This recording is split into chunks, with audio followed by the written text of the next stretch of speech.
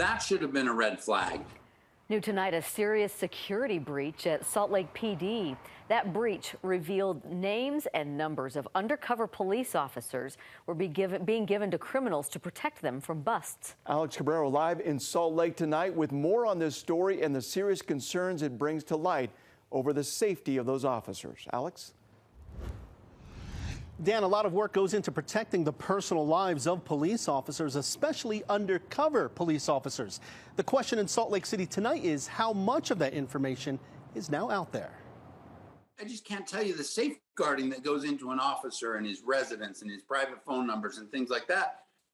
Potentially, that's all compromised. Former Salt Lake City Police Chief Chris Burbank was shocked to hear the news that a city IT worker was allegedly giving that information to a man recently arrested for human trafficking to help him avoid police detection. There's a whole bunch of things that you got to just scratch your head and say, hey, wait a minute.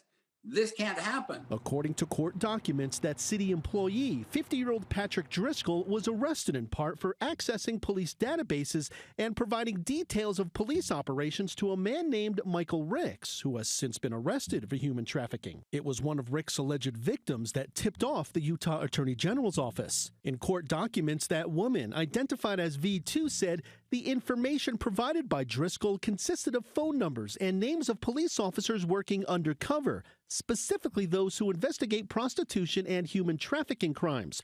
Driscoll would also provide information on police operations occurring in areas that Ricks operated apartments and hotels. V2 stated Driscoll would send information directly to Ricks, and Ricks was able to use that information to conceal his illegal activity from law enforcement. That is extremely concerning, because where are the checks and balances that should be in place in order to ensure that this type of thing doesn't happen? After speaking with Salt Lake City administrators, investigators say there is a concern Driscoll has the means and the knowledge to shut down all city IT services.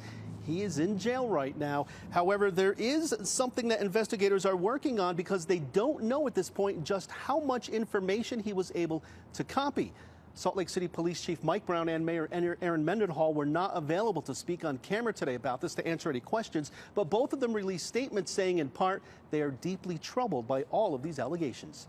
Danny Dini? Yeah, those are some troubling allegations. Thanks a lot, Alex Cabrera, live for us tonight.